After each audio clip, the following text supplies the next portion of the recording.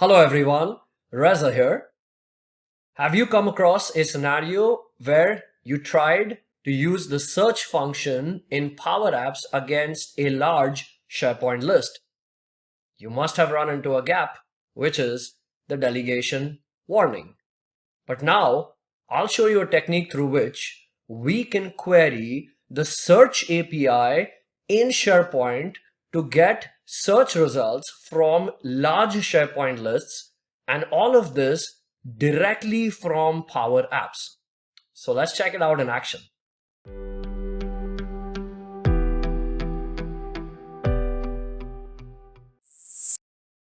I have a SharePoint list that has over 10,000 records. The list has a wide variety of column types. I have a Power App where I have connected that SharePoint list. I've created a text box where the user can enter text to search. I have a gallery here that shows data from the SharePoint list. We have a search function in Power Apps. So search my data source, where the text entered in the text box is in the title column of my SharePoint list. And the moment I write this formula, observe that we get a delegation warning that states that this formula might not work correctly on large data sets. Delegation implies that Power Apps delegates the work of performing the query to the underlying data source, performing the operation server side. For SharePoint, search is not a delegable operation. Even if I change this query to leverage the filter function to filter my SharePoint list where the text entered is in the title column, in does a contains match for text, even this is not delegable. If you go to settings, under general, we have the data row limit. If the query is not delegable, Power Apps will load the first 500 records from my list in memory and then perform the search operation. This limit you can increase to a maximum of 2000. You cannot go one beyond 2000. But that's not going to be the scenario for most of our use cases. Like in this scenario, I have 10,000 rows. If you look at some of my recently created items, one of the work items has a title Review Power Platform Contracts. Now, if I search for platform, I would expect this to be returned by the search result. But in Power Apps, if I search for platform, this is a non-delegable query, so it is not able to perform the query against the entire data set, so it's returning no results. But in reality, I do have data related to that specific text that I entered. So this is the challenge of delegation when using search in a large SharePoint list. And this I was able to overcome by leveraging the Microsoft Graph API that in turn leverages the SharePoint Search API under the hoods to perform the search operation. The Graph API call is taking place directly from Power Apps. No Power Automate, no custom connectors, and all of this in the standard licensing realm. Here, the first thing I show the user is the total results that's available in my list based on no search being performed is 10,420. And that's the exact number of items in my SharePoint list. The Graph API returns results in batches, and it can return results up to a maximum of 500. So what I've added here is pagination, wherein I allow the user to look at the next set of results that are returned. So currently it's showing the top 500 results. If I hit next, it will get me the next 500 results and so forth. I can change the size of the number of results to return, and I can navigate through all my different search results. Now let's try and perform that same search platform. Notice it returns all the results in my data source that match that specific text. It's an actual search query. It is searching across all my different columns in this specific SharePoint list. So let's try and build this from scratch. I have a Power App that is connected to the SharePoint list. To query the Microsoft Graph API, we will add a connection to Office 365 groups. So I'll add the connection to this. And this connector has an action called HTTP request that allows us to query certain endpoints of the Graph API, one of them being the Microsoft Search API, which allows us to search for SharePoint list items. Here is an example of one. This is a Graph API call that makes a post request against this endpoint. If we head over to the Graph Explorer to test out this API, I will change this to a post request. I will copy the endpoint, graphmicrosoft.com v1.0/search/query, and it expects the following request body, which I have copied and pasted, which is get me all the data from the Search API, which are list items, and where the text that I want to search is Contoso. Let's change this to platform in our case. This is going to search across all my SharePoint lists because my query says, go and get me all the list items that's available in the search index. But I would like to target this to my specific SharePoint list. To do that, in the documentation, we've also been provided examples of how to use filters in search queries. One of the filters is path, where you can give the path to your SharePoint list. So I'll copy this, go back to Graph API, query string my text space the path, and this path will be the path to my SharePoint list that I will copy and paste right here. So if I run this query now, if we explore the response, I start getting the results. It returns a total of 2 results, and I can see the list item ID. One of it is 97, the other one is 10654 in my case, which is exactly what my search query was returning. So all I literally have to do in PowerApps now is call this Graph API endpoint by making a post request and make the query string dynamic, wherein I read it from a text input control. So in my app, I will insert a text input control. Default text, I'll make it empty. Hint text, search in tasks list. Delay output, by default it is false. I would recommend we change this to true.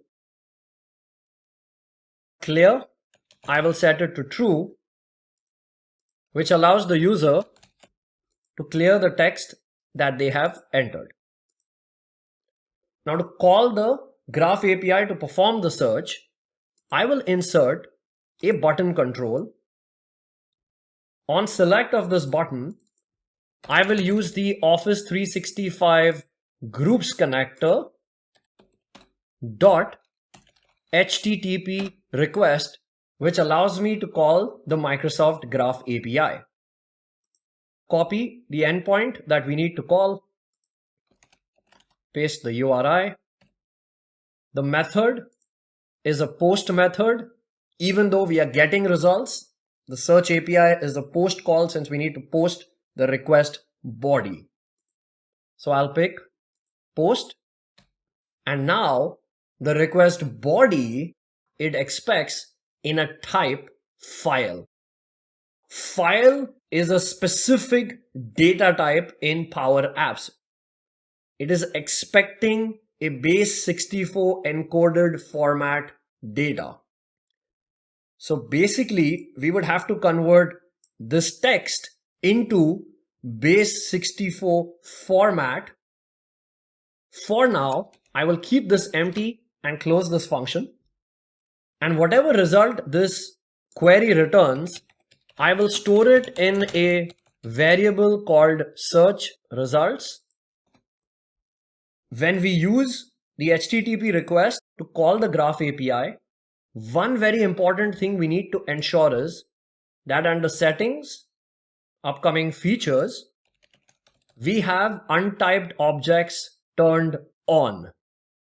This has to be turned on in order for the result that we get from Graph API, which would be a JSON response, that is understood by PowerApps. Validate and make sure that this variable that gets set gets a data type untyped object. We need to encode plain text into base 64 format. And for that, my MVP friend Hero, he had written an excellent blog post on this topic, which is encode decode base 64 in PowerApps without flow. Encode plain text to base 64. So I'll simply go ahead and copy the entire formula.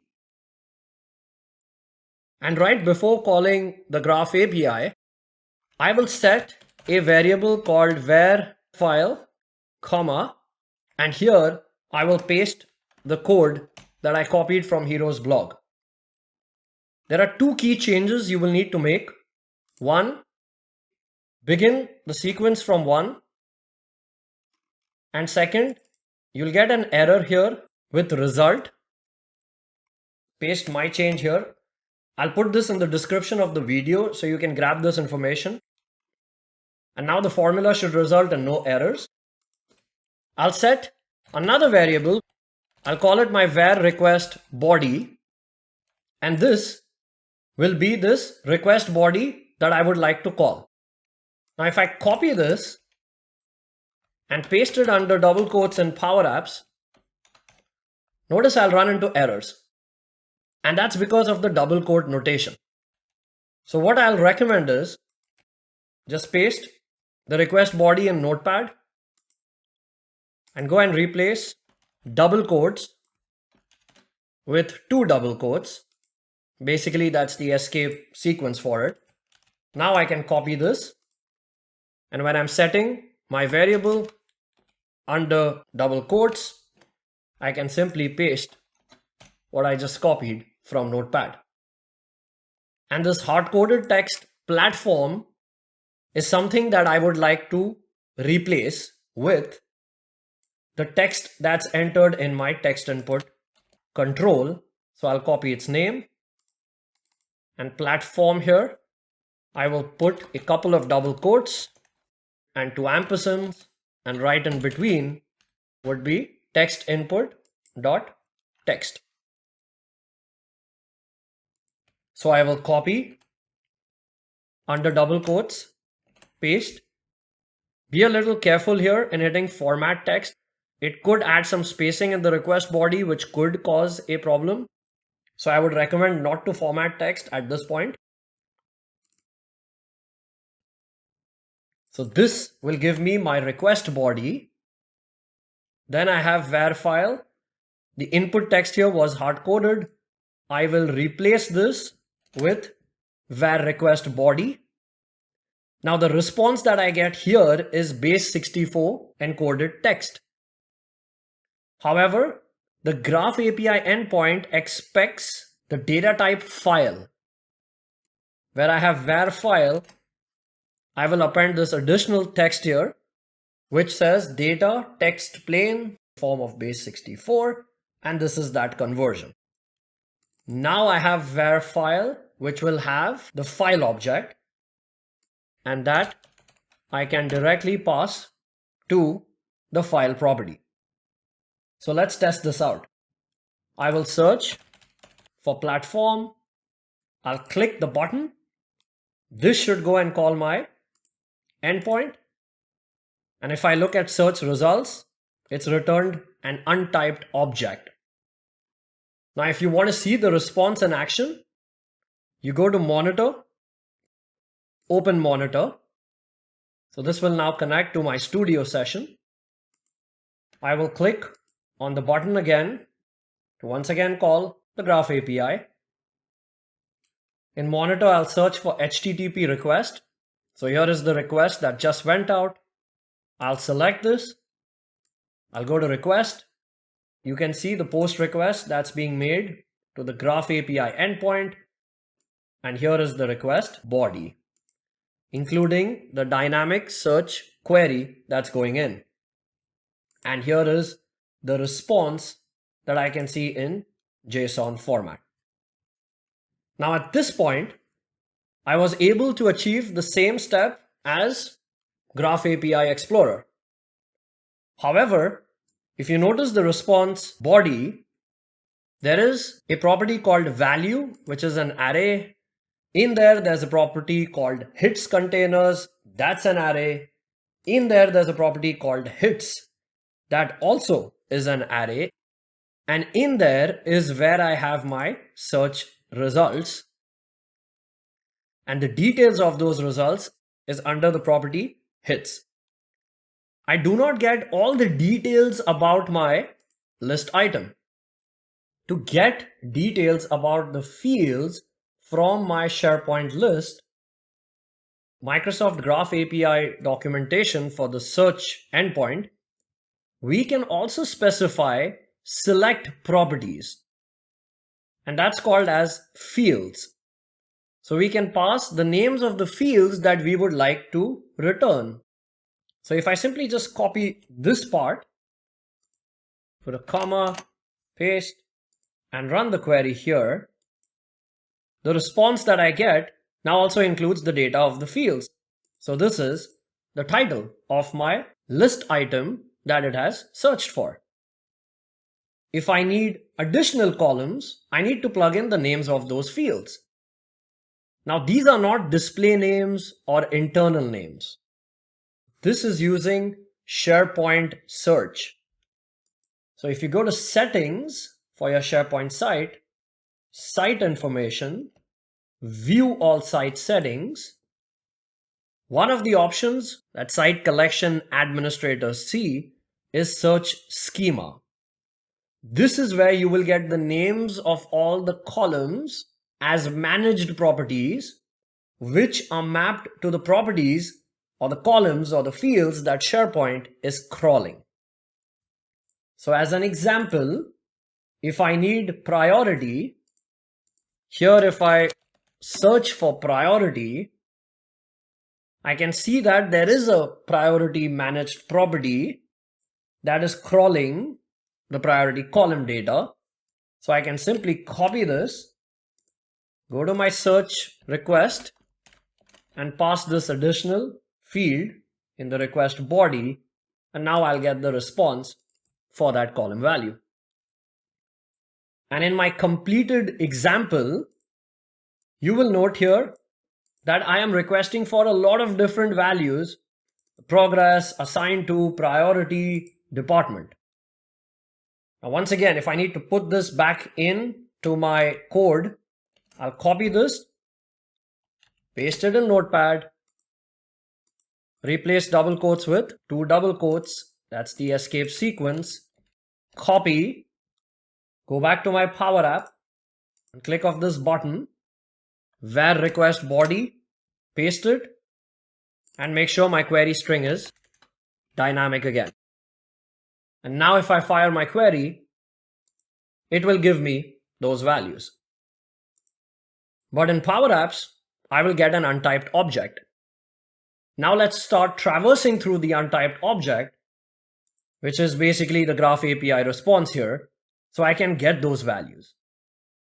I need to point to the main array, which is hits, which has a path to it. I have to go to the value, then go to hits containers, then go to hits.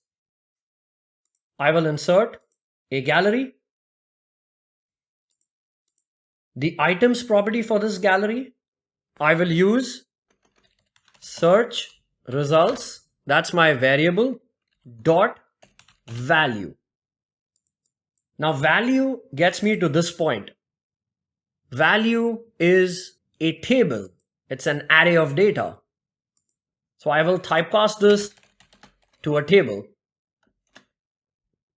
Now at this point, I'm at this object, which is an array. And in this array, I want to get to the first item because value only returns one item at all times. So to get that, I will use the index function to point to the first item. Dot value, that's a column that it returns. So right now, I am inside this object. In here, I need hits containers. I'll copy this. Dot hits containers, which is again an array which will always have one value. So I literally need to repeat the same step. Typecast it to a table, index, go to the first item, dot value. So right now I am at this point. In this, I want hits, which could be an array with n number of results depending upon how many search results I get. So I'll use dot hits, which is the array, and I will convert this to a table. And I will stop at this point because this should return the number of search results that I have for my query, which in this scenario is 2. Now in my gallery, I have a label control called title. So I am inside the objects of hits. I want to get the title. To get that, I have to go to resource, then fields, then title.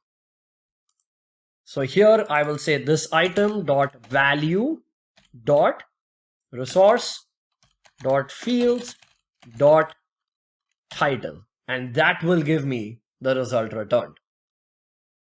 If I need the priority, very similar. I have another label control here. This one I will point to priority. So this gives me the title and the priority of the search results returned after querying my large SharePoint list. And that is exactly what I did in my scenario as well. Here's my main formula to get to hits. And in here, I'm pointing to the different fields that I would like to showcase the results for. To show the total results, right here in hits containers, I have a property called total. So notice in my Power App, all I did here is go and get me the total. Now when the search is performed, even though my total result set is 10,400 here in this case, the Graph API will only load data in batches of 100. And you can change that by passing a property called size. This you can have up to a maximum value of 500. I have made the size dynamic by adding a drop-down control.